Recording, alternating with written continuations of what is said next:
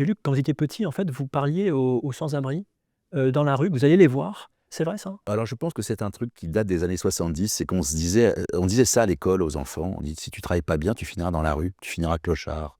C'est ça que j'entendais moi. Donc je suis allé voir sous des hangars, hein, parce que j'habitais, comment dire? Un peu en dehors de Paris, dans une banlieue et j'allais voir dans ces hangars des gens qui étaient dans la rue depuis peut-être 30 ans et qui survivaient avec des cartons, qui faisaient les bennes des supermarchés pour aller prendre des produits périmés, qui étaient souvent d'ailleurs très généreux et qui t'offraient des gâteaux et à qui je parlais et je me disais: «Et donc il faut pas que je reste dehors en fait, il faut que je trouve un toit, il faut pas que j'aie froid, il faut que j'avance». Je pense souvent à la survie, en général, même dans ce métier. Est-ce que vous craignez pour vous-même? Parce qu'à l'époque, donc on le sait, vous n'étiez pas un super élève, quoi. Non, On appelle ce qu'on appelait un cancre. oui, Est-ce que c'était une crainte pour ouais, vous de ouais, vous retrouver à la rue? oui, c'est un traumatisme, oui, bien sûr. Oui, oui, oui, oui, quand on se demande ce qu'on va faire de vous, quand on vous dit que vous n'êtes pas un bon élève et que vous plafonnez très vite, vous savez que ça va être très compliqué derrière. Donc vous vous mettez en échec et puis, c'est pas que je me complaisais là-dedans, mais c'est que le fait est que j'étais en circuit fermé. Il fallait que je trouve autre chose. D'où Brise de Nice, d'où ces personnages qui sont pour le coup, la panacée, c'est la sortie rêvée. Ouais. Les personnages seront mieux que moi. Les rayons et les ombres, c'est le titre du nouveau film de Xavier Giannoli, un film tiré d'une histoire vraie. Plus jamais ça. Car la guerre ne résout rien. Dans ce film, Jean Dujardin interprète Jean Lucher, un patron de presse collabo. On est donc loin de OSS 117 ou de Brise de Nice. Je crois qu'il faut maintenir le dialogue avec Hitler. Dans cette conversation avec Jean Dujardin, vous allez voir, je discute avec lui très librement de son métier d'acteur, de son parcours et plus généralement de cinéma. Je voudrais te raconter une petite histoire. En fait, j'ai vu ce film en projection presse. Donc les projections presse, on y va, on est invité gratuitement. Il y a plein de journalistes dans la salle. Moi, j'étais au 5e rang au milieu. Et puis, un peu à ma gauche, il y avait une journaliste d'un certain âge qui avait un carnet pour prendre des notes. Et puis moi, je prenais des notes sur ce téléphone. Pendant que je regardais le film, parce que je travaillais. C'est un plaisir de regarder le film, mais je prenais des notes parce que je savais qu'on allait se voir. Et puis, au bout d'un moment, la journaliste, pendant le film, se tourne vers moi et un peu agressivement me dit « Vous pouvez arrêter avec votre téléphone ?» Et je lui explique, je dis « Mais après, je prends des notes. » Bon, déjà, je m'excuse auprès d'elle parce que je comprends, c'est assez désagréable, les gens qui, au cinéma, regardent leur téléphone. Mais je vous raconte tout ça parce que ça pose une question, c'est la question de la réception des films, qui a évolué. C'est-à-dire aujourd'hui, les gens, ils regardent des films, mais parfois, ils vont sur le téléphone. Est-ce que ça, c'est un truc auquel vous réfléchissez? Alors pour le coup, je sais pas si c'est à moi d'y réfléchir. Moi, je ne suis qu'un exécutant, on va dire. Je suis un acteur. Mais c'est vrai que peut-être que ma lecture des scénarios est orientée aussi comme ça, parce que peut-être on devient tous très vite impatients et on attend plus la 20e ou la 15e page pour avoir l'enjeu. Peut-être qu'on a envie de l'avoir dès la 2e ou 3e. En tout cas, c'est ce qu'on dit. C'est ce que l'algorithme nous demande. C'est ce que tout le monde dit. Je suppose que les plateformes et même certains groupes et productions réclament. J'ai l'impression que le cinéma, c'est aussi des émotions, qu'il faut prendre le temps pour ces émotions-là. Mais c'est une réalité, effectivement, le portable, l'histoire en x2, l'histoire en x3, les gens vont très vite. Est-ce qu'il va falloir faire avec cette bête, je suppose? Enfin, avec tout ce qui change de toute façon, parce qu'il y a ça, il y a l'IA qui va se pointer. Il y a beaucoup de choses qui vont changer là. Donc il va falloir le regarder en face et avoir le courage de se dire, comment on se réinvente ou comment on fait avec, en fait. Parce que, je ne sais pas si vous avez écouté, il y a le podcast aux États-Unis, là, Joe Rogan, qui est un des podcasts les plus écoutés. Début janvier 2026, il recevait Matt Damon et Ben Affleck, et il parlait de ça. On parlait de ça, oui. En fait, donc il avait fait The Rip pour Netflix, hein, et il disait que Netflix leur avait dit, bon, en fait, il y a des explosions, là, vous les mettez la plus grosse à la fin, ça vous dit pas de mettre une explosion un peu forte au début, et puis dans les dialogues, c'est pas mal si vous répétez 2-3 fois l'intrigue, parce que les gens, ils font un peu autre chose pour qu'ils comprennent bien, quoi. Donc en fait, la façon de faire des films change aussi, manifestement. Ouais, possible. Moi, mon métier, c'est de jouer. Donc mon métier, c'est de ressentir. J'ai une prise, une journée pour la faire. Tant que le film n'est pas monté, il n'existe pas.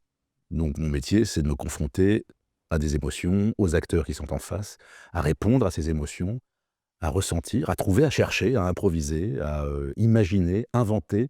C'est tout ça, ce métier-là. Tant qu'on a encore ça, je n'ai pas encore tourné véritablement pour des plateformes, mais je sais qu'il y a des demandes, évidemment. Euh, il y a des thèmes qu'il faut prendre d'un certain angle, il faut faire attention. Alors, Tant que je m'y retrouve, ça va. Le jour où ça coince, peut-être qu'il faudra retourner peut-être au spectacle vivant. C'est pas impossible d'ailleurs. Je dis pas que le théâtre a un boulevard, comme sans jeu de mots, mais pas loin, quoi. On a envie de retrouver, on aura sûrement, avec tout ça, envie de se retrouver, de se toucher, Ouais. d'avoir des humains en face. Regardez, même sur Instagram, on ne sait plus véritablement ce qui est vrai, ce qui est faux. Les choses ont tendance à bouger très vite. En tout cas, cette envie de spectacle vivant, je sais qu'elle est en train de naître et de renaître. Je viens de là et il y a comme un petit appel au loin. C'est comme les chiens de ferme qu'on entend au loin, les Ça se rapproche. qui se rapprochent. Ouais. Je vous parle de ça aussi parce que le film dure 3h15. Ah, mais il est totalement à contre-courant de tout ce qui se passe. Exactement. Moi, j'en parlais à la rédac, je disais, j'ai fait un super film, Les rayons et les ombres, Xavier Janoli. Ouais. Bon, il dure un peu 3h15. Et là, tout le monde disait, 3h15. Tiens, je peux pas. Voilà. Est-ce qu'il n'y a pas une contradiction malgré tout? On parle beaucoup du taux d'attention qui se réduit Si. et à faire des films de plus en plus longs. Parce que 3h15, ouais, et puis la moyenne, c'est 2h20, quoi. Et il semblerait qu'on ne les sent pas, les 3h15. C'est vrai, Il je semblerait. confirme, sur ce film-là, en tout En cas. fait, c'est 7 ans de travail. Quand il y a autant de travail, c'est 7 ans de travail quand même de Xavier Giannoli et de Jacques Fieschi. C'est beaucoup, beaucoup de travail et surtout, c'est une période très dense. C'est une période, finalement, qui n'est pas racontée, qui n'est pas dite. Il y a comme un ventre mou historique à ce moment-là. Nos racines nous constituent, on en a besoin aussi pour nous éclairer, pour savoir qui on est, mais c'est vrai qu'entre 40 et 45 sont des racines malades. Il y avait tout ça à raconter. Et il a raison, parce qu'en fait, je pense qu'il aurait même pu faire un film de 5 heures, mais c'est un tour de force, en fait, de faire un film en 3 heures pour raconter tout ce qui s'est passé dans cette période-là. Je trouve ça même très original de le raconter comme ça. Comme ça, c'est-à-dire? C'est-à-dire de prendre le temps de passer par les humains. Mhm. D'ailleurs, c'est ce qui m'a plu, moi, dans ce projet. C'est pas tant le personnage historique, parce que on a bien compris, enfin, je veux dire, il n'est pas question de réhabiliter Jean Lucher. Donc Jean Lucher, effectivement, c'est un patron de presse, collabo. Patron de presse, collabo, très influent, journaliste, intellectuel. Il est le symbole intellectuel de la collaboration avec l'Allemagne nazie. Mais c'est pas tant ce personnage-là qui m'intéressait, c'était vraiment surtout le lien entre ce père et cette fille dans une époque qui les broie. Ça, je trouvais ça assez intéressant. Ce que ça racontait sur les choix, sur les aveuglements, quelque chose de l'ordre de la tragédie antique, quoi. Un père très ambitieux, une fille dans la lumière, et puis ce chaos. En fait, c'était fait j'ai l'impression. Ce film était fait pour raconter, pour ça, pour être raconté autour de 3 humains. C'est presque leurs petites histoires dans la grande histoire. Et dans une période qu'on ne veut pas véritablement voir. Moi, j'ai le sentiment qu'on nous raconte finalement depuis 80 ans une histoire un peu pour enfants. Ouais. C'est-à-dire qu'on nous endort un tout petit peu, on va dire, bon, ça va être simple, même s'il y a eu d'ailleurs dès la première heure des résistants ou des collabos zélés. C'est une autre façon de voir le nazisme. Le mal nazi était encore beaucoup plus fourbe, parce qu'on essayait de convaincre des opinions, d'aller chercher en fait des leaders d'opinion, et c'est ce que faisait très bien Jean Lucher, avec justement tout son carnet d'adresses au service d'Otto Abetz. On va parler du film, on va parler aussi un petit peu de votre carrière. Je me suis replongé un peu dans tous vos anciens films avant de préparer cette discussion qu'on va avoir. J'ai élaboré une sorte de vague théorie. Je voulais savoir ce que vous en pensez. J'ai l'impression que vous êtes un acteur très populaire. J'aime cette théorie, oui. J'ai l'impression que vous êtes un acteur très populaire, mais en même temps attiré par les marges et les marginaux. Et toute votre carrière le montre, c'est-à-dire que vous faites Brice, OSS, etc. Mais vous faites Quentin Dupieux. La différence, c'est que Brice est devenu un film, on peut dire culte, mais c'est pas vrai de le dire. Mais enfin, c'est un film en tout cas qui a fait son effet, alors que c'est un film complètement marginal. C'est un marginal, Brice. Il faut revoir Brice, parce que moi je l'ai revu il y a pas longtemps, c'était pour les 20 ans. Je me suis dit, qu'est-ce qu'on a commis? Qu'est-ce qu'on a fait? Enfin, je veux dire, il est vraiment dans les marges. Il fait n'importe quoi. Je dis n'importe quoi. On est dans le 4e degré. Enfin, pour casser, je pars du nord-ouest pour arriver au sud-est sans toucher la Corse. Ce geste ne veut rien dire. La névrose de ce personnage avec tous ses t-shirts jaunes et ses pantalons noirs, c'était pas du tout fait en fait pour être une comédie populaire à grand spectacle. Pas du tout, du tout. Hein. Je crois que Nicole Garcia, avec qui vous avez tourné, a dit oui, j'ai vu des zones d'ombre. Oui, des zones d'ombre. Dans Brice. Oui, parce qu'il doit y avoir des zones d'enfants. Il y a sûrement j'ai des regards, j'ai des arrêts, et vous allez voir, ça va m'arriver. Il y a des moments où je m'évade, on m'appelait Jean de la Lune, et c'est encore là. Quand c'était petit, ouais. Oui, c'est encore là. Je sais que parfois, je pars et je reviens doucement. Ça fait pas mal, faut pas vous en faire, c'est pas contre vous, mais c'est vrai que j'ai des zones d'ombre, même quand je m'amuse très fort. Et Et je n'ai pas voulu, sortant même d'un succès avec Un gars, une fille, d'un succès télé, pour le coup très populaire, case très populaire, euh, j'ai eu envie très vite euh, d'aller me faire peur, parfois d'aller me faire mal. Jean Lécher fait mal, c'est quelque chose qui fait mal. Le Dain, ça fait mal, c'est un truc étrange. Quentin Dupieux. Même OSS 117 au début, c'était pas gagné du tout. Quand on vous en parlait, on dit mais tu vas pas faire ça. Enfin, je veux dire, c'est quand même. Ah oui? Oui, oui, bien sûr. J'ai vu qu'à première du film à Lille, Oh, c'est une catastrophe. apparemment personne ne rit. Oh, c'est une Comment c'est possible? Ben, parce qu'en fait, peut-être c'est une nouvelle écriture, j'en sais rien, mais enfin, on est en train de passer un casting avec 400, 500 personnes dans la salle et qui se demandent, s'interrogent du regard pour voir s'ils peuvent rire de ça, de blagues un peu. Et ce sont des blagues brûlantes, en fait. Et je pense qu'ils ne savaient pas réagir à ça, ils avaient du mal à réagir à ça. Évidemment, puisque c'est pas la blague en elle-même qui est drôle, une blague antisémite ou raciste, c'est pas drôle. Ce qui est toujours drôle, c'est de voir la personne qui la raconte, le manque de recul, et les gens qui l'écoutent. Ce sont toujours le temps qui précède ou qui suit. Et de vous la avez même changé quelque manière, chose du coup? Parce que c'est OSS 117, cette première. il a fallu donner les clés, en fait. On a, très maladroitement, on balançait des actualités des années 50 de Gaumont, en pensant que les gens, finalement, ça les aiderait à rentrer dans le format. Puisqu'en fait, on s'amusait un peu à décaler les années 50. Pour nous, c'était ça. Il faut revoir certains films des années 50, c'est vrai que c'est quand même OSS 117 qui parle à des pique-nez, qui dit « moi, toucher plafond, toi, me comprendre ». Enfin, on était là-dedans. Donc c'est ça qu'on voulait. C'est le bout de laine qu'on a tiré, quoi. C'est le génie de Jean-François Alain et de Michel Hazanavicius Ouais. d'en faire cette comédie.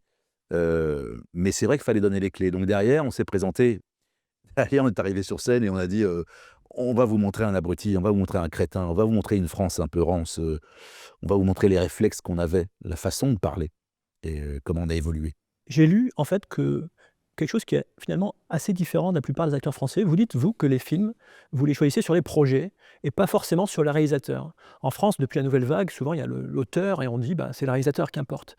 Vous, non. Je me trompe? Non, c'est vrai.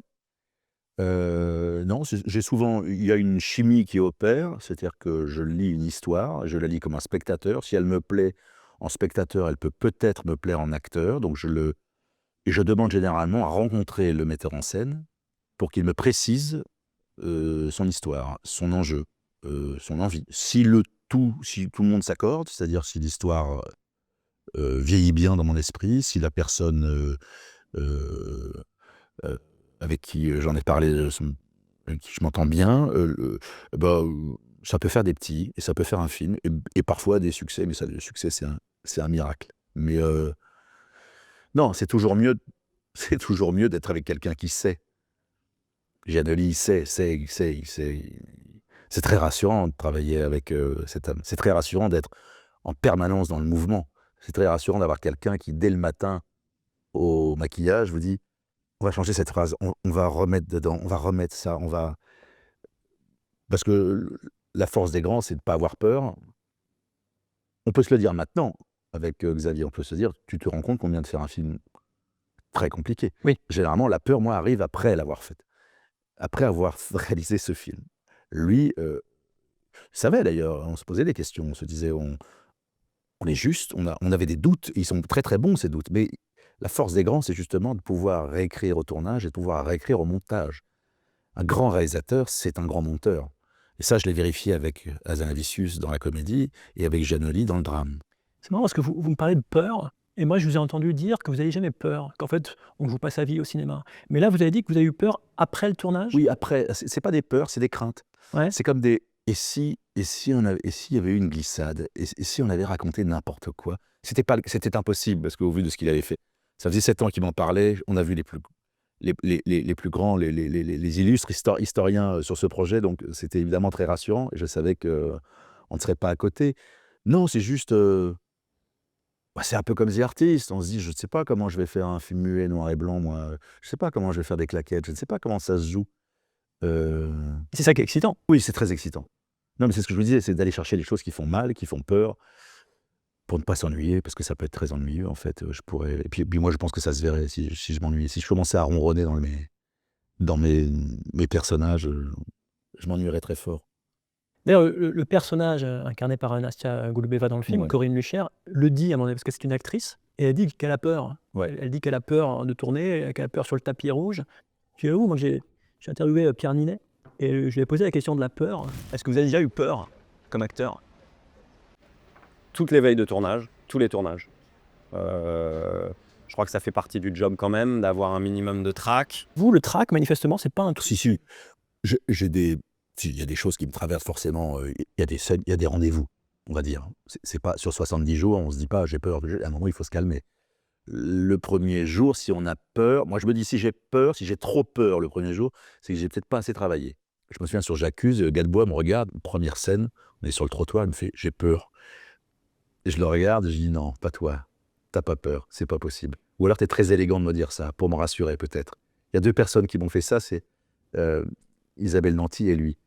Parce que des fois, c'est une grande élégance de dire à l'autre j'ai peur, comme ça te donne un peu plus de confiance. Non, si je pense que j'ai bien travaillé, c'est-à-dire que j'ai bachoté, hein, vraiment, parce que moi je travaille vraiment comme un ancien cancre, hein, donc il faut que ça soit en place dès le premier jour. Quitte à me planter, parce que je joue pas seul, et qu'il faut attendre aussi les directives et les émotions de ton partenaire. Je dis qu'il y a des rendez-vous parfois, ouais, il y a des scènes, il y a des grandes scènes. Il y a des grandes scènes qu'il ne faut pas louper. Et que tu as une journée avec beaucoup de figurants, et que tout ça c'est un vampire, le regard des figurants, la caméra qui vous regarde, la grande promesse de la scène, la grande pression qu'il va falloir... ce grand feu qu'il faut éteindre, oui, ça peut être... Mais en même temps, ça peut aussi vous donner ce fameux lâcher-prise qu'on cherche un peu tous les jours et malheureusement qui n'est pas tout le temps là. Vous dites que vous travaillez beaucoup, mais je suis pas sûr que les gens se rendent compte. Ça veut dire quoi travailler quand on est acteur? Plan A, plan B, plan C. En gros, chez moi, c'est ça. Je sais, je fais par cœur. Si je suis très en forme et très inspiré, plan A, c'est génial, la journée va être gagnée, 3 prises. Plan B, je sais, mais je suis fébrile sur la scène. Je suis un peu fatigué. Mais je me dis, la sécurité, c'est que je sais bien mon texte. Je comprends bien la scène. J'ai bien analysé, donc ça va. Mais ça va, il n'y a pas. Plan C, le texte m'ennuie depuis le début. J'ai un problème avec, j'ai pas osé le dire. Il va falloir trouver une sortie à ça. Et où on a un metteur en scène très souple qui dit, enlève-la, on réécrit tout, on refait ça. Génial. Et là, ça devient presque la scène du film. Mais ça, c'est de l'ordre de la magie. Ça vous est arrivé, ça? Un exemple concret où c'est arrivé? Oui, c'est arrivé avec Pierre Vernadé Lépine dans I Feel Good, une séquence comme ça où j'avais beaucoup de textes. Sur un plan séquence, je devais sortir. Très rapidement, Gus me dit... Puis ils sont très durs avec leurs textes. Il fait « Non, je m'emmerde. Non. » Et je lui propose un truc. Je dois m'enfuir d'un spa. Hein. Je suis vraiment un abruti qui doit s'enfuir d'un spa sans payer. Et je lui dis « J'ai peut-être un truc. » Il me dit « Je fais ça avec ma main. » J'ai pas de téléphone et je dis juste à la dame de la réception, excusez-moi, je dois y aller. Et en fait, ça marche. Quand tu fais ça, tu fais juste ça avec un faux téléphone, juste faire, ouais. Pardon, excuse-moi. De quoi? Mais mardi prochain? Mais à quel moment? Et tu t'en vas tout doucement. Et il m'a dit, ça je l'achète complètement. C'est vachement mieux que le texte. Parce que ça bloque et je pense que vous essayerez, mais vous faites juste ça sans téléphone, ça peut fonctionner. On peut vous foutre la paix comme ça. Ça vous est venu comme ça? Oui. Je me suis dit, je n'ai qu'un peignoir, des mules et un peignoir. Donc je dois m'évader d'un spa, je fais juste ça. Et ça marche. Et c'est rien, et c'est mes mains en fait. Et à l'inverse, je vous pose la question, est-ce qu'il y a eu une scène où vous étiez bloqué et vous n'avez pas réussi à vous en sortir? Oui, il y a des scènes où il y a des textes, il y a des gros textes.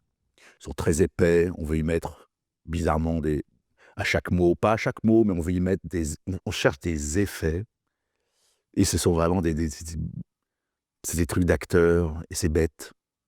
Parce c'est comme quand on passe dans les mains de Nicole Garcia qui vous dit « ne joue pas ». Et c'est vrai d'ailleurs, il faut toujours penser à cette phrase-là, « ne joue pas ».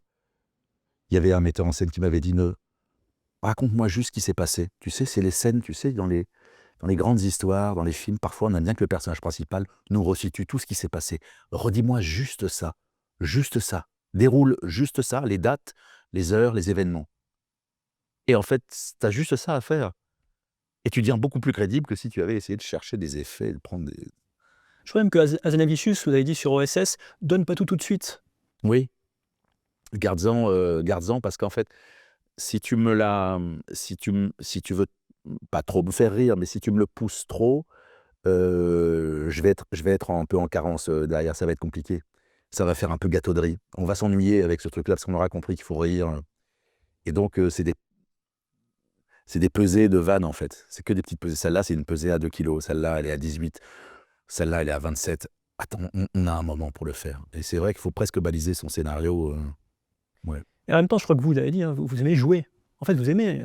Et ce qui est intéressant dans Les Rayons et les Ombres, enfin, il y a plein de choses intéressantes, mais il y a une chose qui m'a frappé, vous concernant, c'est que vous êtes vraiment dans le sous-jeu. Vous fumez beaucoup, Ouais. mais vous faites très peu. Vous êtes là. Et Oui. puis, on a l'impression, hein, parce qu'évidemment, il y a du travail derrière. Mais moi, en tant que spectateur, on a l'impression que vous êtes là et vous ne faites rien. Non. Et je crois que c'est la première fois que je vois comme ça. Je ne sais Ouais. pas si vous l'avez ressenti comme ça. Alors, il y a parfois, il y a des choses il y a des films qui arrivent dans votre vie, dans un moment dans votre vie, et je crois qu'on est assez malhonnête pour se servir de tout ça, les acteurs. C'est-à-dire que je me suis dit, il faut survoler cette histoire, il faut que je la regarde, il faut que je sois en lévitation, il faut que je regarde cette époque sans la juger, que je regarde ce personnage sans le juger, euh, et c'est comme ça que je vivrai mieux. Et donc, il faut que je reste dans l'ambiguïté. Et donc, c'est ni à charge, ni à décharge. Je sais que je suis un père qui regarde sa fille. Je sais que je dois être un ami et que je suis moi-même en train de me trahir. C'est un truc que j'ai jamais véritablement vécu, mais je n'ai pas voulu réfléchir tous les jours. Euh, c'est assez fantomatique, quoi. Je traverse cette période avec. C'est comme s'il savait déjà. On lui dit ce personnage, on le sait. En 1936, on lui dit vous avez la tuberculose. Ça veut dire qu'en gros, il vous reste peut-être 3, 4 ans, 5 ans à vivre. Oui, votre personnage va mourir. Il va mourir. Est-ce que ça accélère aussi ses choix, cette espèce de goutte à goutte morale comme ça qui fait qu'à un moment on passe une fois de plus, de petits compromis à la grande compromission, à une énorme trahison. J'en sais rien, je ne sais pas tout et j'aime bien ne pas tout savoir. Ce que vous me dites là, je trouve ça assez intéressant. C'est-à-dire que vous dites, OK, c'est une période, évidemment, la collaboration, c'est compliqué. Donc vous dites, je ne vais pas en faire trop pour justement garder une certaine distance peut-être avec votre personnage, mais à quel moment vous vous dites ça? Est-ce que c'est dans la préparation? Est-ce que c'est sur le... Comment ça vous vient à l'esprit, cette disposition d'esprit, justement? Non, j'ai l'impression que dans mes petites répètes personnelles, j'affirme beaucoup plus les choses et une fois que je suis dans la géographie du plateau, sous le regard de mes partenaires et du metteur en scène, je dois lâcher quelque chose, c'est-à-dire que je dois évacuer, justement, la peur, la trouille, l'envie de plaire, enfin toutes ces mauvaises raisons qui feraient qu'on ferait du cinéma, en fait.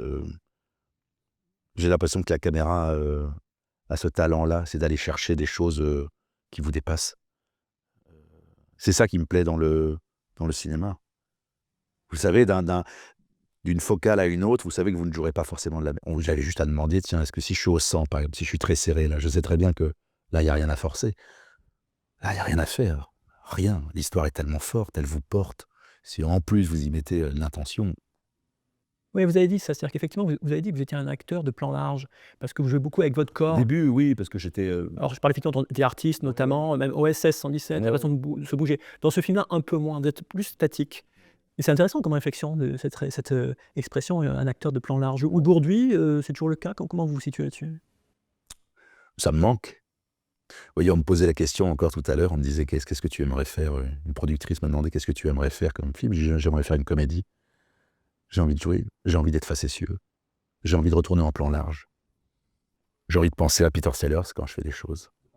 De partie. J'ai envie de faire des double takes comme ça, j'ai envie de faire des têtes, j'ai envie de faire des toutes petites choses. Parce que je pense que la comédie, il y a évidemment plein de choses à explorer, il y a plein de doubles fonds. Alors j'ai envie de ça.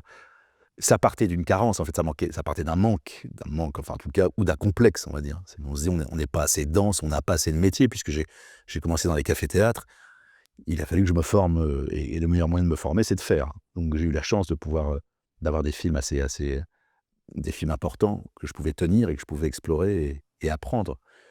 Mais j'ai toujours envie d'alterner. Mais là, j'ai une furieuse envie de comédie. Le problème, c'est qu'elles sont pas faciles à trouver. Je trouve que, si je peux me permettre, alors je donne mon avis, hein, puisqu'on discute, Oui, bien sûr. mais je suis rarement, je ris rarement dans les comédies françaises aujourd'hui. J'adore Le Père Nourriture en dur, Rabbi Jacob, ça. Il y a des bonnes comédies aujourd'hui en France, mais néanmoins, il y en a beaucoup qui sont produites, et je trouve que souvent, bah, c'est pas super drôle. Mmh. Est-ce que c'est moi qui suis minoritaire parce que je suis pas très marrant? Est-ce que c'est plus dur en faire de faire une comédie peut-être aussi? OSS c'est drôle et ça se voit parce que c'est travaillé quoi. Je ne sais pas, mais le fait je partage un peu, votre sentiment. Moi, quand je les lis, je me dis: «Alors, ou alors je sens la recette», c'est-à-dire qu'on a mis un peu de ça, un peu de ça, un peu de ça, puis ça va fonctionner, donc on est déjà dans quelque chose d'algorithmé. Ou alors ou alors, ou alors ça a déjà été fait. Donc on vous dit: «Beh, tiens regarde», je dis: «Oui, mais ça a déjà été fait et ça a été mieux fait que ça». Quel intérêt? Je ne sais pas, c'est très, très, très subjectif, hein, pour le coup, on est vraiment, moi je suis vraiment dans le détail, je cherche en fait, je je suis un casseur de clichés. C'est-à-dire que que ce soit d'ailleurs pour un drame ou un c'est-à-dire dès que j'ai quelque chose que j'ai déjà vu, ou je sens qu'on a demandé à l'IA de nous faire un, je l'enlève et je dis: «Non, je pense que ça ne se passe pas comme ça. Ça, je pense que ça ne se dirait pas. Ça, je pense que ça se joue, ça se regarde, mais bah, c'est vraiment chimique». Après il y a des auteurs, hein, attention, il y a des gens qui sont capables d'inventer des langues. Bah, Comme Quentin Dupieux quand il fait le daim. Quentin Dupieux, il a une langue, Kervern Delépine, moi, c'est sûrement un des trucs quand j'ai fait I Feel Good, je pense que c'est un des films qui m'a fait le plus rire à la lecture. Presque autant, si ce n'est plus qu'OSS. Je riais à chaque phrase. C'est-à-dire qu'un personnage aussi crétin, qui a 2000 mauvaises idées à la seconde et qui dit autant de conneries, des phrases de genre de je sais pas, c'est pas Karl Marx qui va t'aider à avoir un jacuzzi ou une pergola. Bon voilà, on est dans l'ultra-capitalisme crétin, borné, et ça m'a fait rire, ça m'a fait rire très, très fort. Mais c'est rare. Alors, si elle ne vient pas, je préfère, me louer à quelqu'un d'autre et raconter des histoires comme j'ai pu le faire avec J'accuse, Novembre ou celui-ci. Vous avez pas la tentation de l'écrire vous, la comédie? J'aurais peut-être pas cette prétention, je l'ai eue sur Brise de Nice. Brise de Nice, c'est une forme, c'est un accélérateur, c'est que je me dis: je veux pas attendre». Je pouvais pas attendre. Je me trouvais déjà trop vieux, j'avais 24 ans, 25 ans au café théâtre, arrivé à 30, j'ai 29 ans à la fin d'un Gars et une fille, il faut vite que j'active quoi, donc c'était ma survie. Mais il faudrait que je me remette en survie. Oui, il faudrait que je me remette en, puisque je suis dans la cinquantaine et que c'est pareil. J'ai bien compris que Ah, on oui, bascule. j'ai bien compris la bascule, oui, j'ai bien compris que les jeunes premiers, sont clairement devant. Donc il va falloir, que je me trouve des vieux premiers. Alors c'est marrant parce que avant de faire cette interview, je suis tombé sur votre story et Ouais. j'ai vu que vous avez relayé la une de Télérama Oui, qui regrette qu'il y a plus de nouvelles têtes dans le cinéma français. Enfin, c'est Télérama qui le dit en une. oui, Vous êtes dans la top A-list, la liste des le top du top. Il y a Pierre Ninet, François Civil, Rose Gilles. Duris et Gilles Lelouch. J'en oublie, mais et vous-même, donc vous êtes Oui. au top. Mais est-ce que c'est vrai ce qu'ils disent? Est-ce que finalement, le cinéma français manque de renouveau en tant qu'acteur? Je crois pas. En tout cas, je les invite à mettre des nouvelles têtes sur leur couverture. Enfin, c'est à eux de le faire. Ouais. Allez-y, mettez des nouvelles têtes. Je vous en ai proposé une. Nastia Goulou alors, Nastia Golubeva est absolument, mais ils vont s'en mordre les doigts tellement qu'elle est merveilleuse je vais être franc avec et vous. singulière. En fait, moi, je savais que vous étiez un bon acteur. Quand j'ai vu le film, j'ai rien appris. Mais Nastia Goulou-Beva, je la connaissais pas, 21 ans et je le dis parce que je suis sincère, énorme choc. Je pense que cette personne va être, devenir une superstar. Peut-être que je me trompe. Moi, j'ai été très impressionné par elle. Oui. Je la connaissais pas du tout. Après, je me suis rendu compte: «Ah d'accord, c'est la fille d'Eleos Carax», mais quand j'ai vu le film, je ne le savais pas Non. et j'ai été très impressionné par son jeu. Hem et je me suis posé la question, parce que vous avez fait du café-théâtre avec, Eric et Ramzy, Jamel, Danny Boone, des gens qui sont devenus très connus. Mais elle qui est inconnue, est-ce que tout de suite, on se dit: «Ah elle va devenir quelqu'un»? Est-ce que quelqu'un, en fait, qui est pas connu, mais qui débute, il y a un truc, on se dit: «Ah lui ou elle, ça va devenir quelqu'un»? En tout cas, elle a tout. L'essentiel, c'est elle est capable. Elle aime ce métier et elle peut s'en défaire, je pense, aussi vite qu'elle est venue. C'est-à-dire que Nastia, elle peut se retrouver au fin fond du Cantal avec un accordéon, ça lui ira très bien. Heu, j'ai été bluffé, moi, par les essais. J'ai passé des essais avec elle. Je l'ai trouvée étrange, je l'ai trouvée, dense, centrée, très honnête dans son approche, dans ses regards. Déjà, heu, absolument pas maniérée, jamais inquiète sur sa géographie, sur sa place, sur les croix, ni rien. Très vite, aller chercher la vérité. Elle est très honnête, Nastia. Elle est très honnête, elle vous dira vraiment la vérité. Elle ne sera jamais en pause. Elle ne ment jamais, à personne. Elle est ainsi. Elle est singulière, on va la découvrir. Il aurait fallu que Télérama soit un petit peu plus curieux, c'est dommage. Mais je me pose la question, c'est vous quand vous étiez au Café-Théâtre, vous n'étiez pas connu. Non. Vous étiez entouré de gens pas connus Ouais. qui sont devenus connus. Alors j'imagine certains ne sont pas devenus, mais notamment Eric et Ramzy, Jamel, Danny Boone. À l'époque, quand vous les fréquentiez, vous vous disiez ils vont devenir connus. Non, on ne se disait pas comme ça. Il n'y a pas un truc Il n'y a qui- pas les réseaux, donc on fait pas des captations, on fait rien. À l'époque, vous savez, un Pariscope, que vous payez 2 francs. Et vous avez scène ouverte à 19h au Field, ou scène ouverte au Bec-Fin, ou machin au Blanc-Manteau. Et on y va à 18h, 19h. Donc il y a une queue de mecs et de filles. Voilà, on se regarde, on se présente, et on est témoin des sketchs. Moi, je me souviens, Eric et Ramzy, je les vois au Bec-Fin, qui a un plafond qui fait 1 mètre, je sais pas, 1,60 m. Et donc, Ramzy joue tout comme ça, quoi. C'est vers quelle année? On est en 80, je commence en 94, en 94, 95, en septembre, un truc comme ça. Et je les vois et je me dis, qu'est-ce que c'est que ces 2 crétins en train de jouer avec des sandales, avec Eric qui fait, oui, allô? Qu'est-ce que je suis en train de voir? Et ça me fait mourir de rire, quoi. Et je vois Danny Boone au piano, au Field, qui est la star de l'endroit. Et je vois Jamel qui passe sur scène sur un sketch de 4 minutes. Enfin, on n'est pas en train de se dire, je vois une star. Ils sont déjà des stars, en fait. Ils sont déjà les stars des moments, des endroits. Les gens se marrent, enfin. Moi, j'arrive avec mes déguisements de Brice, je fais ce que je peux. On a déjà la chance, en fait, d'avoir un public. On a déjà de la chance d'être un peu rémunéré à ce moment-là, de faire des cabarets à minuit au pied de la butte. Et on s'arrange avec notre sac et on dort sur un canapé et on est très heureux, hein. Parce que vous faites plusieurs lieux, je crois, à ce moment-là. Vous faites Bien sûr. plusieurs cafés-théâtres, quoi. Oui, plusieurs cafés-théâtres, oui, on commençait de 21h à un endroit, 22h à un autre. Et oui, on terminait à 1h du mat dans un bar. Il m'est arrivé de jouer autour de table devant 10, 12 personnes. Mais c'était pas grave, c'était joyeux, quoi. Est-ce que le talent suffit? Ou est-ce qu'il faut de la chance? C'est quoi la part de la chance dans une carrière? J'ai l'impression, alors moi dans mon cas, je parlerai pour moi parce que chacun a son trajet. J'ai dit beaucoup de non, Dès le début? ou dès le début. C'est un luxe. Ouais, j'ai dit oui, oui. Alors peut-être que je devais savoir, il y a peut-être une petite étoile au-dessus de moi ou quelque chose. Un petit ange gardien, quelqu'un qui m'a dit: «N'y va pas, c'est pas là, c'est pas le bon endroit, signe pas ça, c'est pas le moment». J'ai eu des metteurs en scène qui m'ont dit, moi, quand ça commençait à bien marcher en télé: «Prenez ce scénario, faites ce film et vous deviendrez une star». Et j'ai dit: «C'est vraiment tout ce qu'il fallait pas me dire». J'ai pas du tout envie de devenir une star, je m'en fous, en fait, c'est pas comme ça, je suis pas achetable à ce moment-là. Je cherche juste un scénario, mais votre scénario me tombe des mains, le personnage ne me plaît pas, je n'irai pas à tout prix, en fait, quoi. Donc je vais dire non, et j'ai l'impression que tous mes non ont nourri mes oui, quoi. J'ai eu des vrais oui, quoi. Et vous avez eu des vrais noms, parce que je crois que vous avez refusé Bienvenue chez les Ch'tis. Le personnage de Cadmerade, au début, vous dites Ah oui, pourquoi? oui, parce que ça, c'était cohérent, en fait. C'est que je ne me voyais pas dans le personnage. Moi, vous pouvez me mettre le meilleur film. Si je suis cohérent, je vous dirais, ben non, c'est pour Cadmerade. Mais il y en a d'autres que j'ai refusés, et de la même manière, j'ai dit, je ne peux pas regretter, en fait. Parce que ça ne vous correspondait pas? Parce que vous ne tentez pas de le jouer? Pourquoi Non, précisément? je me vois pas dedans. Ok. Je me vois pas le faire. Je rencontre Dany à ce moment-là, très gentiment, qui me propose. Je me dis, c'est très gentil, mais je décline parce que je ne me vois pas dedans. Quand je reçois OSS, je me dis, ah, là, je vois l'endroit. Oui, je vois ma salle de jeu. Je la vois, donc j'ai aucun problème avec ça.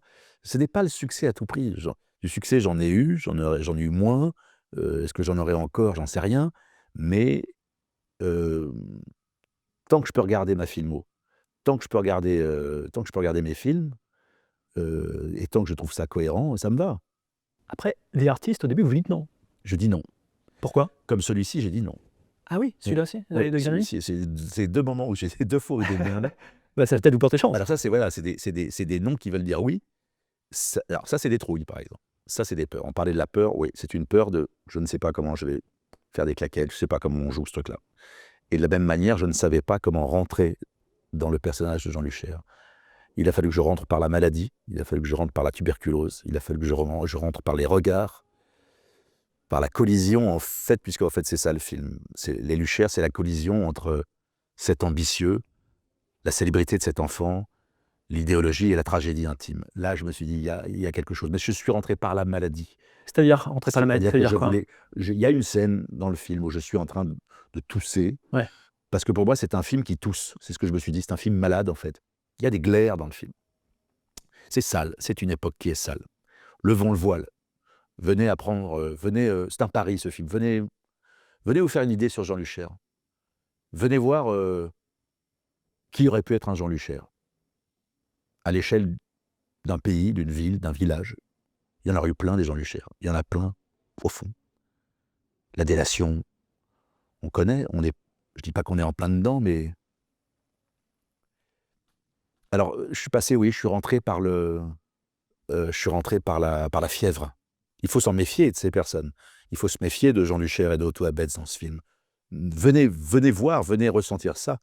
C'est ça qui m'a plu, moi, à la lecture. Vous savez, c'est comme quand vous lisez ce bouquin qui avait été le prix Renaudot sur Mengele.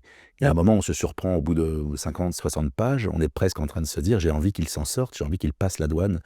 Je dis, qu'est-ce que je suis en train de lire? Et qu'est-ce que ça réveille en moi? Et qu'est-ce que ça dit sur moi? J'aime bien que ces films-là, moi, m'interrogent sur moi. Puisqu'en fait, c'est ça qui m'intéresse. C'est la complexité humaine. C'est pas tellement incarner un personnage comme ça. Pour moi, comprendre n'est pas excuser. Je ne veux pas réécrire l'histoire, pas du tout. La complexité humaine, ça m'intéresse, et ça, c'est mon métier. D'aller rentrer dans la peau d'un homme qui est honni. Ça, normalement, c'est mon travail. Alors, c'est vrai qu'en France, on n'a pas souvent l'opportunité de le faire, ou alors c'est un peu suspect. Si on ne prend pas un rôle méritant, ou un homme qui travaille à la Croix-Rouge, ce qui est très bien aussi, hein, mais regardez Scorsese, il fait ça depuis très longtemps. Vous regardez des personnages insupportables, des horribles. Le personnage de DiCaprio dans Le Loup Wall Street. Et qui vous avez joué? Oui, il est immonde. Et ben on a des personnages aussi complexes comme ça. On a des personnages ambigus. Donc forcément, on a envie de les explorer. J'ouvre une parenthèse sur DiCaprio, parce que vous en parlez. Est-ce que vous avez appris quelque chose de lui? Oh, un plaisir dans la concentration. On fait rien de mieux que d'être... En fait, c'est de se dire... On peut le faire, évidemment, dans la décontraction. Mais c'est vachement bien d'être très concentré sur une scène. C'est tellement bon d'être très focus. Je me souviens de le voir, de voir son regard. La caméra était derrière un aquarium et Scorsese avait demandé, il faudrait attendre qu'un poisson passe devant le cadre pour commencer la séquence. Et donc j'avais ces deux petites amandes bleues qui me regardaient. Il voyait qu'il y avait le poisson qui arrivait. Il était très concentré, son texte allait sortir, et au moment où le poisson passe, il balance, et c'était c'est très stimulant de regarder quelqu'un qui aime son métier, en fait. C'est très agréable. Il est totalement fait pour ça. Il me racontait qu'à 4 ans, déjà, il faisait des émissions de télé, il demandait aux caméras, sur moi. C'était pas... C'était plus narcissique, c'est sa vie. Mais c'est l'ego, ça, on n'en parle pas souvent, mais en fait, tout acteur a un ego, sinon il ne fait pas ce métier. Bien sûr. Mais il faut bien le situer, j'imagine. Bien sûr, il faut bien le situer. Et puis l'ego, forcément, il part d'une carence, il part d'un manque, il part d'une souffrance. Moi, j'ai le sentiment que c'était un gros raccourci, mais parfois, je me dis que les acteurs sont des gens qui ont besoin d'être un peu plus aimés que les autres. Vous avez dit que les réalisateurs, un bon réalisateur, c'est quelqu'un qui aime ses acteurs. Oui, ça, c'est vrai que c'est agréable, oui. Ça veut dire quoi? Parce que c'est tout, c'est ton père, ta mère, ta feuille de service. Il est la couleur de tout, Regardez un acteur, quand vous entendez couper, le premier regard qu'il aura, ça sera vers le metteur en scène. Ça va, ça a été. Et donc vous avez besoin d'être rassuré? Oui, mais bien sûr, on a tous besoin d'être rassurés. C'est-à-dire qu'à un moment, on veut la caresse. Ou alors, on est pris dans une émotion, et puis on revient. Mais la première personne, c'est quand même...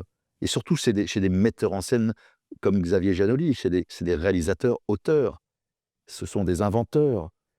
Ça repose beaucoup aussi sur son regard. Il est essentiel dans la note. Mais c'est terrible parce que vous en avez fait des films. Et vous êtes encore aujourd'hui besoin d'être rassuré alors que... Mais bien sûr, mais c'est le jour où j'arrive avec des médailles ou des certitudes, je suis foutu. Je suis foutu parce que tout le monde s'ennuie, personne ne me dira la vérité, et puis surtout c'est que je ne sais pas tout. D'un film à l'autre, il y a encore des choses. Ce film-là, j'ai appris quelque chose. Je ne savais pas que j'étais capable de jouer ça. Qu'est-ce que vous avez appris du coup? Alors, mis à part le fait que vous pouvez le jouer, mais ça m'intéresse. Des colères froides, des regards plus froids, des abandons, en fait, quoi. C'est-à-dire, vous avez appris à le jouer ou vous avez appris sur vous-même? À me calmer, à jouer, à ne pas vouloir draguer la caméra, à être simplement là, raconter dans un mouchoir grand comme ça, raconter des toutes petites choses dans les yeux, dans des bouts de regard, dans des voix sombres. M'abandonner un peu, en fait, me foutre la paix, en fait. C'est ça que j'ai appris, à me foutre la paix un peu. Alors, ça m'évoque une anecdote que vous avez racontée, je ne sais plus trop où, qu'en fait, votre premier film, vous vous trouvez mauvais. Vous êtes dans votre loge, Ouais, et ouais. puis il y a André Wims, je Pas crois. que le premier. Hein. Il y a plein de films que vous revoyez 2-3 ans après, tu fais Bon, partons sur le premier. Ouais. Et je crois que dans la loge, vous êtes un peu. Vous vous rendez compte que vous jouez. Enfin, selon vous, vous jouez mal. Et il y a un acteur, André Wims, qui vous dit pardonne-toi. Oui. Et que ça vous a fait un déclic, ça, le fait de se pardonner. Qu'est-ce qui s'est passé précisément à ce moment-là? Je crois que c'est le cancre, à un moment qui se tapait trop la tête contre les murs. Il y a un moment, tu dis, bon, écoute, ou tu saignes, tu pleures et puis tu crèves, ou alors tu te reprends, bonhomme. Mais il a fallu que quelqu'un, comme André, avec cette très jolie voix de tabac, me dise, pardonne-toi. Il avait bien vu que c'était trop. Je m'en voulais beaucoup trop. Je suis parfois trop exigeant. Il faut que je me foute la paix là-dessus, en fait. Il faut pouvoir se libérer sur un plateau. Écoute, t'as bien travaillé, tu sais ton texte, tu es disponible. Enfin, qu'est-ce que tu veux? Qu'est-ce que tu veux? T'es pas une IA. Pas encore. T'es un humain, pas encore. Ça arrivera, mais tu es un humain. Et puis joue avec ses faiblesses, d'ailleurs. C'est comme la tristesse. Des fois, on la réfrène et on se dit, je ne veux pas être triste. Mais si, traverse-la, de toute façon, c'est triste. La situation est triste, traverse-la. Regarde-la, interroge-la, et puis passe à autre chose. Et c'est vrai que cette petite clé d'André Wims, je l'ai gardée. J'en ai fait des petits. Je l'ai dit à Alex Lutz sur OSS. Il était très angoissé pour les places, les machins. Je lui dis, pardonne-toi. C'est une bonne phrase. Sur Les rayons et les ombres de David Giannoli, il y a un risque quand même, c'est l'époque. C'est qu'aujourd'hui, le film, pour moi, est très clair, notamment parce que, je ne vais pas spoiler le film, mais il y a une scène avec Toretton qui, à mon avis, cadre très bien le propos. Bien sûr. À la fin, pour moi, le propos est clair. Et, on a la bonne distance avec les personnages. Mais néanmoins, il y a le risque. C'est-à-dire que la nuance, aujourd'hui, je ne vous apprends rien. Moi, quand j'ai vu le film, à un moment donné, je me suis dit, mais en fait, je rentre un peu en empathie avec ce collabo. Est-ce que j'ai vraiment envie d'être en empathie avec ce collabo? Puis à la fin, ok, je sors du film, je comprends que c'est compliqué. Comment vous vivez cette époque-là, où en fait, vous, en tant qu'acteur, les rôles que vous incarnez même sont jugés à cette aune-là, à cette aune morale presque? Moi, j'ai le sentiment que le public a été, en ce qui concerne cette époque, a été un peu infantilisé. C'est justement le bon moment de dire ce qui n'est pas dit. Ce qu'on n'a pas voulu dire et ce qui n'est pas dit, ou pas assez dit. Donc j'ai confiance dans la capacité du public à aller chercher les informations. C'est ça. En fait, les films ont souvent servi à ça, en fait, à éclairer les gens. Les films historiques, souvent, deviennent des références, des points d'ancrage. En fait, c'est des prises pour le public. Non, le seul risque qu'il peut y avoir, mais c'est le risque pratiquement sur tous les films, ou du moins lorsqu'un film, en tout cas, a une singularité, est en approche, ça peut être une récupération de lumière. Pour certains partis, pour certaines personnes malveillantes, et qui vont faire dire autre chose que le film. Le film ne dit pas autre chose que ce qui s'est passé, clairement. Ce n'est pas un film militant, ce n'est pas un film qui éclaire l'un ou l'autre, c'est un film qui raconte, entre 40 et 45, une période encore un peu floue, et j'espère que les gens, et j'en suis sûr, le prendront ainsi. Ce que vous dites m'évoque quelque chose, c'est que, alors, je ne vais pas refaire tout ça parce que vous l'avez déjà beaucoup dit, mais à un moment donné, vous avez dit que vous aimiez la France, et puis ça a été justement détourné par certains. C'est pour ça que je rebondis sur ce que vous dites sur certains partis. Est-ce que cet épisode-là, donc la cérémonie d'ouverture de la Coupe du Monde du rugby, est-ce que vous avez tiré des conclusions de ça d'une manière ou d'une autre? Est-ce que vous en foutez? Comment vous vous situez désormais par rapport à votre parole publique? Non, peut-être que parfois avec passion et un peu de véhémence, j'ai tendance à dire ce que j'en pense. Tout partait aussi de la Coupe du Monde de rugby, mais aussi le film Les Chemins Noirs, où j'ai traversé des régions qui m'ont plu, donc j'étais spectateur de ces régions et je voulais juste dire, en fait, c'est une façon, parfois, même un peu maladroite, je le reconnais, de dire simplement merci à ce pays, parce que je n'en suis pas parti. Parce que je suis resté, même après l'Oscar, où on imaginait, et je sais que ça fantasme beaucoup là-dessus, on imaginait que je partirais aux États-Unis. Je ne suis jamais retourné aux États-Unis depuis les Oscars, jamais. Puisque j'ai toujours estimé que mes rôles et les films importants, en tout cas, étaient ici, dans ma langue. j'ai juste envie de dire, c'est une façon de dire en gros merci en fait à tout ce qui se passe. Mais ça, c'est peut-être le mauvais élève, une fois de plus, qui n'en revient pas. C'est chouette ce que je vis. Je vis des jolis moments dans ce métier. Et, Mais ma et question, tout ce qui concerne la France, c'est un peu comme la religion, ça va devenir vite une affaire privée, tout ça, ce que je pense. c'est au-delà de la question de la France, c'est en termes de prise de parole. Par exemple, là, on discute et tout. Il y a les réseaux sociaux. Est-ce que c'est quelque chose que vous avez en tête? Vous dites attention, attention à ce que je dis. Est-ce que vous vous dites ça plus qu'avant? Ça peut m'arriver, mais j'ai pas envie d'être muselé non plus parce que j'ai rien commis. C'est toujours pareil en fait. Qu'est-ce que j'en garde? Par exemple, sur la Coupe du monde de rugby, je garde une liesse de 80 000 personnes qui sont en train de danser sur la Peña Bayona. Et c'est absolument chaleureux et inouï. Le cerveau est assez habile pour dire garde le meilleur. Donc je ne vais pas commencer à faire des réglages sur mes plaisirs. Les mauvais côtés, le négatif s'estompe, s'évapore. Finalement, il rend service à certains, mais ce n'est pas ma vie. Ce n'est pas l'idée que j'en ai, ce n'est pas ma vision du pays. Je suis plutôt optimiste, même si je suis très conscient, et c'est ça qu'on me reprochait, on a le sentiment qu'on est totalement hors sol et qu'on ne voit rien. Ce qui est faux. On voit bien ce qui se passe, je vis dans ce pays, c'est pas pour rien. Encore une fois, sur l'apprentissage, moi, ça me passionne. Il y a plusieurs fois où vous dites que vous avez appris des choses. Ça, je trouve ça assez passionnant. Il y a, on a parlé de L'homme qui rétrécit de Yann Kounen, votre film précédent, qui a eu un succès au box-office moindre que ce qui était prévu. Il y a aussi Lucky Luke, par exemple. Vous adoriez dessiner quand vous étiez petit, donc j'imagine le fait d'incarner Lucky Luke que vous adoriez, c'était important pour vous. Ça a eu un succès relatif au box-office. Oui. Est-ce que les... Je vais appeler ça échec, mais je ne suis pas Ouais. sûr que ce soit un échec. Mais qu'est-ce que vous avez tiré de ces succès relatifs? Faire attention à ses envies et à sa salle de jeu d'enfant. Des fois, ses envies ne sont pas forcément les bonnes. Faire attention à ses... Ah, j'aimerais bien, j'ai la possibilité, je peux le faire. Ouais, mais fais attention à tes envies. C'est comme c'est comme quand on veut repasser, vous voyez, on veut repasser dans un... on veut repasser par son adolescence ou sa jeune vie d'adulte. On veut repasser, on veut revivre des souvenirs, on veut revivre des émotions. Elles seront moins bien que nos souvenirs. Et là, j'avais un sentiment, parfois, j'ai le sentiment, fais attention de vouloir rentrer dans la photographie ou dans la carte postale. C'est- c'est- Déjà parce que ça ne va parler à personne, ou très peu de personnes, et peut-être que ce n'est que ton trajet, et à un moment, il faut bien parler aux gens. Alors, par exemple, il y a des metteurs en scène qui savent, celui-ci, typiquement, ça fait 7 ans que Xavier m'en parle, il savait avant moi.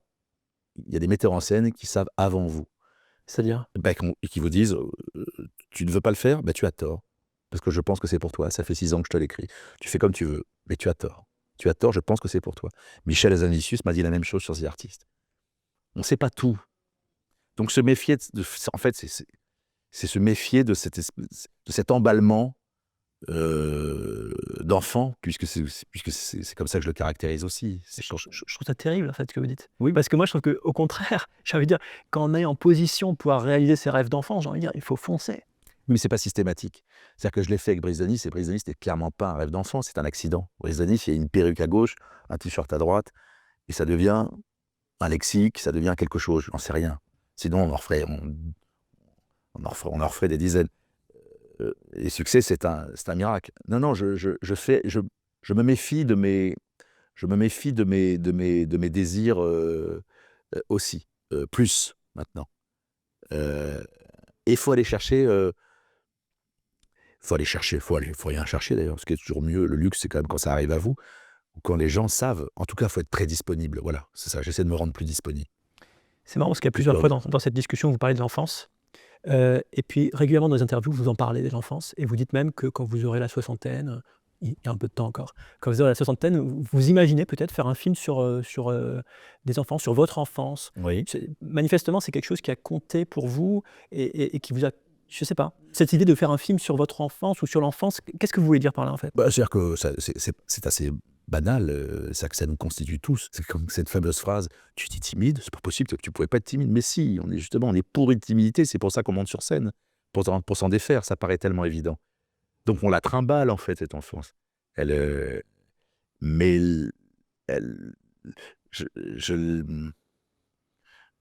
je l'aime d'ailleurs, et cette enfance, je pense qu'on peut même la voir dans Jean Luchère. Cette candeur et cette froideur, elle est là-dedans. C'est-à-dire que chacun de vos rôles, quelque part, vous trimballez votre propre Ah, enfance. moi je crois, oui. Oui. Sur OSS, clairement, oui, sa naïveté, sa candeur, on la voit, sa bêtise. Mais votre enfance aussi, vous l'avez dit, à l'école par exemple, vous êtes tombé sur une prof remplaçante qui Oui. un peu vous a harcelé, ou en fait vous étiez le bouc émissaire. Ouais.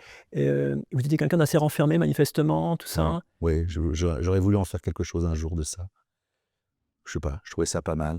Comme un, vous savez, comme Husbands, comme ces films de Cassavetes, comme ça, où on se retrouve la nuit dans la cuisine de cette vieille dame qui vous a torturé l'esprit quand vous étiez enfant, et juste lui dire, on va parler toute la nuit. Et on va se dire des choses. Et je voudrais savoir qui vous êtes, madame. Pourquoi vous avez fait ça? Pourquoi j'en ai souffert? Et pourquoi je suis là maintenant? Qu'est-ce que j'attends de cette rencontre? Ça, c'est quand même des choses qui me... Et puis, parce que j'ai des souvenirs physiques d'enfant. La nuit... Ben, c'est de l'humiliation, on est dans les années 70. Les années 70, à l'école, on prend des tartes dans la gueule, hein. On reprend des craies dans le visage, on a des phrases humiliantes. Ça, je les ai vécues, et je les interroge encore. Et je m'interroge aussi en me disant pourquoi je n'ai pas réagi. Je le disais, j'avais le sentiment que je le criais, je le pleurais, mais ça ne suffisait pas. Et donc, ça m'a rendu sûrement, d'ailleurs, si je suis là, c'est que ça m'a rendu forcément plus fort. J'ai un problème sur l'humiliation. Vous regardez le thème de Brise de Nice, on est essentiellement dans l'humiliation. Le je t'ai cassé, c'est ça en fait. Je crois que Brice d'ailleurs c'était un des élèves qui vous harcelait. Oui, enfin qui m'harcelait, qui faisait un peu chier tout le monde et qui avait aucun recul, donc il en devenait lui-même ridicule. Mais ça me... c'est mes premières vies, c'est mes premières années de vie. Vous savez, c'est comme les premiers spectacles. Ils sont formidables, les premiers spectacles. Parce qu'il y a toute notre première jeune vie. Et là, de la même manière, je l'interroge encore, cette vie. Et c'est vrai que si je devais réaliser un film, ça serait sûrement celui-là, mais alors à hauteur d'enfant. Je ferais une caméra à vous voyez, un enfant de 9 ans, CM2, quoi. 10 ans. Donc je me mettrais à sa hauteur. Je verrais jamais les adultes, mais on entendrait tout. J'entendrais les sons, j'entendrais cette grande trouille, vous savez, enfant, et on l'a tous vécu. On va interroger au tableau Dujardin. C'est effrayant qu'il va falloir aller faire une division à 3 chiffres au tableau. C'est un peu Marcel Pagnol en Dark. Alors Dark, exactement. Marcel Pagnol, exactement. J'aime bien la définition. Mais ça serait ça, avec des amis qui sont vos amis dans la cour et qui sont des félons dans le dos, qui vous disent « Oh, mais t'y arrives pas ». J'entends encore, c'est « Oh, t'y arrives pas ». Je me suis dit très vite. Donc c'est ça la société, en fait. Il y a des gens qui vont t'enfoncer, en fait. Il y a des gens qui vont t'aimer, puis il y a des gens qui vont t'enfoncer. C'était très réel. Hein. Aujourd'hui, on parle de la santé mentale des jeunes. À l'époque, ça n'existait pas, ce terme. Pas du tout. Mais peut-être qu'aujourd'hui, ça se passerait différemment. Mais ça serait totalement différent. Je ne dis pas que c'était mieux ou moins bien. Enfin, heureusement que ça évolue. Heureusement que la société évolue. Et à plein d'endroits. Sur les enfants, à l'école, sur les femmes, sur tout. Évidemment, il faut que ça bouge. Mais c'est mon histoire. J'en ai pris quelques-unes. Et vous pensez le faire un jour, ce film? Là, sur votre enfance? Vous aimeriez vraiment? Je voudrais pas qu'il soit ridicule. Je voudrais pas qu'il soit larmoyant. Je voudrais qu'il soit juste. Il faudrait que je trouve, vous voyez, un petit Jean-Pierre Léaud. Ah oui. Qui en a 13 et qui en fait 9. 400 coups. Exactement. Et que tu regardes, et l'enfant, tu peux le filmer 7 heures, en se disant, mais je sais pas que je t'aime, toi, c'est que... Ça serait merveilleux, oui. On arrive au terme de notre discussion. Une dernière chose, parce que j'ai lu qu'il y a un personnage qui vous intéresse, et peut-être ça dit beaucoup sur vous, c'est Henri IV. En général, les gens, c'est Richard III, Al Pacino, par exemple. Ouais. Mais Henri IV, j'ai vu ça, je me suis dit que vous aimeriez jouer Henri IV. Pourquoi Henri IV? Je pense qu'il y a plusieurs choses. Déjà, parce que j'ai un nez qui pourrait fonctionner. Je ne dis pas que je sens l'ail, hein, mais je pense qu'il y a mes racines, en fait, paloises. J'ai beaucoup de familles à Pau, j'ai beaucoup de familles dans le coin. On l'appelait le bon roi, et je le trouve, pareil, complexe. Alors, on lui a prêté des phrases, du genre « Paris vaut bien une messe », etc. Ce qu'il aurait dit, pas dit, mais cet homme qui passe du protestantisme au catholicisme, enfin... La période est absolument dingue, et puisqu'il est aussi, lui, c'est ce ver galant, cet homme qui est capable de cavaler, faire des heures à cheval pour aller retrouver une femme. On lui prête, je crois, 80 ou 75 enfants. Il a inventé quand même des choses, il était proche des gens, il a créé cette poule au pot. J'ai l'impression qu'il y a plein d'éléments pareils humains chez ce roi. Il dépasse vite la couronne. on est vite à quatre pattes avec lui, avec des enfants sur le dos et en train de faire l'idiot. Il a quelque chose de... Il devait pas être roi, en fait, cet homme-là. Il y a eu des morts avant lui. Et donc, bah voilà, il vient succéder aux morts, mais c'était pas forcément son trajet. Et c'est peut-être ça qui fait qu'il est devenu un bon roi. C'est comme ça que je le vois. Et puis cette fin tragique, il y a eu 17 attentats qu'il a déjoués. Même cette rue de la Ferronnerie, on est pris entre deux charrettes. On peut imaginer, en gros, c'est une Kennedy, quoi. Avec un loup solitaire qui vient le poignarder. Mais finalement, est-ce que ça n'arrangeait pas d'autres personnes? Donc il y a une charrette là, une charrette là. En fait, on n'en sait rien. C'est un vrai thriller historique. J'aime beaucoup ça, moi, ce qu'il y avait comme dans J'accuse. Ouais. C'est intéressant. De Roman Polanski, là. Ouais, c'est bien le thriller historique, ouais. Bon, pour résumer, il y a une comédie que vous n'aimez rien faire, Henri IV, le film sur l'enfance. Voilà. Écoutez, si on me laisse encore un peu le temps, ouais, avec plaisir. Ouais. Merci. Merci à vous.